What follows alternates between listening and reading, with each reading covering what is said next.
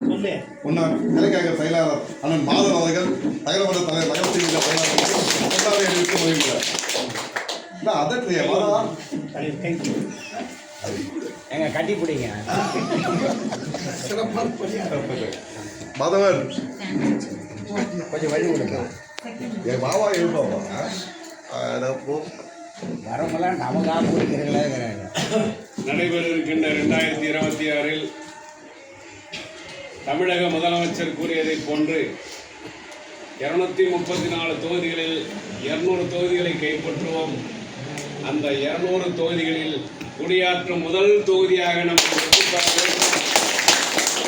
என்கின்ற ஒரு உத்வேகத்தோடு நடைபெற்றுக் கொண்டிருக்கின்ற இந்த நிகழ்விற்கு சிறப்புரையாற்றி அமர்ந்திருக்கின்ற சட்டப்பேரவை உறுப்பினர் அன்பிற்குரிய சகோதரி வி அமுலு விஜயன் அவர்களே, நமது குடியேற்றம் தொகுதியினுடைய பொறுப்பாளர் அன்பிற்குரிய சகோதரர் உதயராஜ் அவர்களே, கழகத்தின் அவைத்தலைவர் அன்பிற்குரிய பெரியவர் காக்கோ நெடுஞ்செழியன் அவர்களே, நகர கழகத்தினுடைய துணை செயலாளர்கள் அன்பிற்குரிய தம்பி சிலம்பு மாஸ்டர் என் ஜம்புலிங்கம் அவர்களே, நகரமன்ற உறுப்பினரும் நகர துணை செயலாளருமாகிய அன்பிற்குரிய தம்பி மா மனோஜி அவர்களே, கழகத்தின் கொள்கைகளை தமிழகமெங்கும் மேடையில் பறைசாற்றி வருகின்ற கொள்கை வீரர்களாக விளங்கிக் கொண்டிருக்கின்ற அன்பிற்குரிய அண்ணன்மார்கள் கவிஞர் தா பாரி அவர்களே, பெரிய கோட்டீஸ்வரன் அவர்களே, மாவட்ட பிரதிநிதி தண்டபாணி அவர்களே, மற்றும் இந்த நிகழ்ச்சிக்கு வருகை தந்திருக்கின்ற துணை செயலாளர் வசந்த ஆறுமுகம் அவர்களே,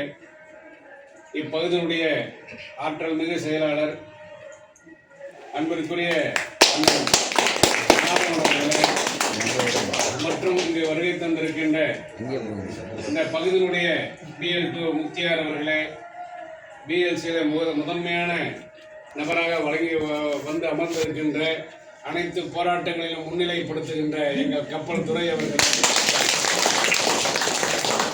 மற்றும் இந்த நிகழ்வுக்கு வருகை தந்திருக்கின்ற இயக்கத்தின் நடலர்களே, உங்கள் அனைவருக்கும் நெஞ்சில் நிறைந்த வணக்கத்தை தெரிவித்துக் கொள்கின்றேன். ஒவ்வொரு பகுதியில் போயிட்டு நம்ம குடியாத்தில் என்ன சாதனை பண்ணோம் அப்படின்னு சொல்கிறோம். ஆனால் 22வது வார்டில் சொல்லவே தேவையில்லை. நீங்கள் தூங்கி எழுந்தா அப்படி பார்த்தீங்கன்னா கண்ணு குளிர்ச்சியாக ஆற்றுல தண்ணி போகிறத பார்த்துருக்கலாம். இங்கே தான் அந்த சாலை அமைஞ்சிருக்குது, இங்கே தான் அந்த உயர் மின் விளக்குகள் அமைஞ்சிருக்குது. இதுதான் நமக்கு அடையாளம். இன்னைக்கு கங்கையம்மன் திருவிழா எவ்வளோ பிரசித்தி பெற்ற ஒரு திருவிழா, இன்றைக்கு அது அதே பிரசித்தி பெற்ற ஒரு அமைப்பாக நமக்கு பாலம் அமைஞ்சு போச்சு.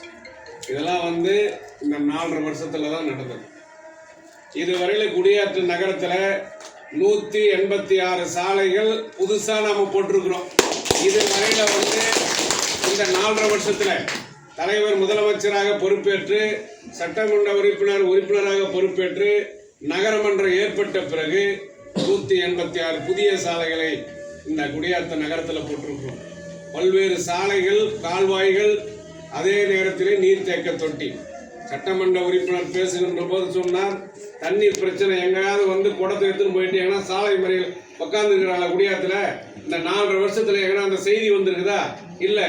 அதற்கு காரணம் முதலமைச்சர் அவர்கள் நாங்கள் பொறுப்பேற்ற உடனே அம்புரு திட்டம் 13 கோடியில் நமக்கு நீர் தேக்க தொட்டி ஒவ்வொரு இடத்துலையும் அதனுடைய கொள்ளளவு 10 லட்சம் ஒன்று, 23 லட்சம் ஒன்று, 23 லட்சம் இன்னொரு இடத்துல, இந்த மாதிரி ஒரு பெரிய டேங்க் கட்டி அதுலேருந்து இன்னைக்கு எல்லா பகுதியிலும் நம்ம தண்ணி கொடுத்துன்னு இருக்கிறோம். எந்த இடத்துலையும் தண்ணி பிரச்சனை அப்படின்னு சொல்லிட்டு யாரும் வீதிக்கு மக்கள் வரணும். இன்னைக்கு கல்வி எடுத்துங்க, இங்கேருந்து நம்ம கேர்ள்ஸ் ஸ்கூல் பக்கத்தில் போங்க, புதிய கட்டடம் பிள்ளைங்களுக்கு கட்டி கொடுத்துருக்காங்க, 2 கோடி மதிப்பு. இங்கேருந்து நகராட்சி அலுவலகத்துக்கு போனீங்கன்னா, நகராட்சியினுடைய பள்ளிக்கு போனீங்கன்னா தனியார் கட்டடம் கூட அந்த மாதிரி கிடையாது. அண்ணாந்து பார்க்கக்கூடிய அளவுக்கு இன்னைக்கு கட்டட அமைப்பு தமிழக அரசு கல்விக்காக ஒதுக்கி இருக்கிறாங்க. அது ஒரு 2 கோடி. அதே நேரத்தில் இங்கே வருகை தந்திருக்கிறவங்க, இப்போ நம்ம ஊரில் ஒரு எக்ஸிபிஷன் பார்த்தா நம்ம போயிட்டு பிள்ளைங்களோட போய் பார்ப்போம். அந்த மாதிரி அறிவுசார் மையம் ஒன்று இருக்குது, புதிய பஸ்ஸில் எதுவும் இருக்குது. கண்டிப்பாக அதை போய் பாருங்க. இதெல்லாம் நம்ம கழக ஆட்சியினுடைய அடையாளம். இதெல்லாம் வரலாறு. 10 வருஷம் அதிமுக ஆட்சியில் இருந்தாங்க. இந்த மாதிரி பேர் சொல்லக்கூடிய ஏதாவது ஒரே ஒரு திட்டம் அவனால சொல்ல முடியுமா? முடியாது. ஆனால் சாதனையை படைப்பதற்காக வருகின்ற இயக்கம் திமுக கழகம் மட்டும்தான். தொடர்ந்து சாதனை. எப்பெல்லாம் வந்து நம்ம திமுக வருதோ அப்பதான் தமிழ்நாடு முன்னேறும். நாம ஆட்சியில் இருப்போம், திரும்ப ஒரு 5 ஆண்டு மக்கள் நம்மளை வந்து நிராகரிச்சுட்டு இருப்பாங்க. அப்போ இந்த தமிழ்நாட்டுடைய திட்டங்கள் எல்லாம் அப்படியே வந்து சோர்வடைஞ்சு போயிட்டு ஒண்ணுமே இல்லாது. திரும்ப நாம ஆட்சிக்கு வருவோம், எங்க விட்டோமோ திரும்ப நாம தான் அதை வந்து திரும்ப முன்னேற்றத்துக்கு நாம வந்து கொண்டு போவோம்.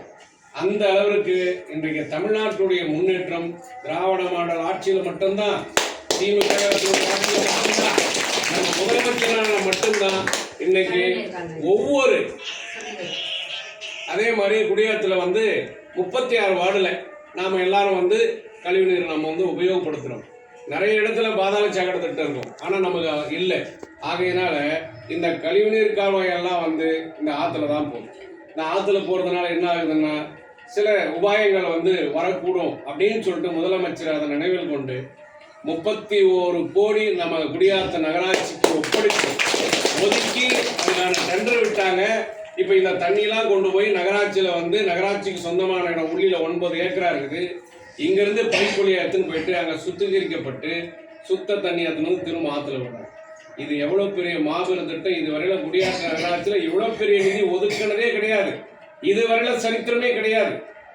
அந்த அளவிற்கு இன்றைக்கு முதலமைச்சர் பார்த்து செய்கிறார். இப்போ கப்பல் அண்ணன் இருக்க என்னன்னா வயசு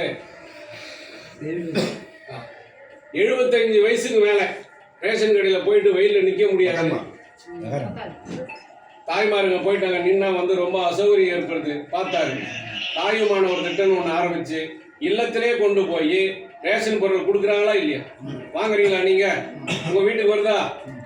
இதை போன்று ஒவ்வொரு திட்டமும் பார்த்து ஒரு பிள்ளை வந்து எப்படி வந்து குழந்தை பருவத்திலேருந்து வளர்ற பருவம் வரையில் ஒரு தாய் வந்து எப்படி கவனிச்சுக்கிறாங்களோ அந்த மாதிரி இன்னைக்கு தமிழக மக்களை பாதுகாக்கிற ஒரே தலைவர் நம்ம இந்த தளபதி அண்ணன் மு க ஸ்டாலின். அந்த தலைவர் தான் சொல்லியிருக்கார், வருகின்ற சட்டமன்ற தேர்தல் ஒவ்வொரு பூத்துல நாம அதிகமாக வாங்கினாவே நாம தான் எல்லா இடத்துலையும். ஒரு பூத்து இங்க இருக்கு, 82 இருக்குது, 83 இருக்குது. இந்த இடத்துல நாம 50 ஓட்டு ஒரு பூத்துக்கு வாங்குறோம், நமக்கு 81 பூத்து. ஆக மொத்தம் எல்லா இடத்துலையும் நாம வந்து அதிகமா இருக்கணும். அதே போன்று குடியாத்த சட்டமன்ற தொகுதியில் 293 பூத் இருக்குதுன்னா ஒவ்வொரு பூத்திலையும் நாம் அதிகமாக இருந்தால் நாம தானே. அதே போன்று தமிழ்நாட்டில் அனைத்து சட்டமன்ற தொகுதியிலையும் ஒவ்வொரு பூத்திலையும் நாம் அதிகமாக வாங்கணுன்றதனுடைய நோக்கம்தான் தமிழ்நாடு தலை குனியாது.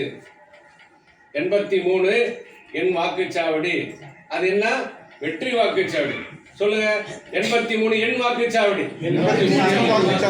83 என் வாக்குச்சாவடி, அது வெற்றி வாக்குச்சாவடி, அது வெற்றி வாக்குச்சாவடி. தமிழ்நாடு தலை குனியாது, தமிழ்நாடு தலை குனியாது. 83 என் வாக்குச்சாவடி, 83 என் வாக்குச்சாவடி, அது வெற்றி வாக்குச்சாவடி, அது வெற்றி வாக்குச்சாவடி. நன்றி, வணக்கம்.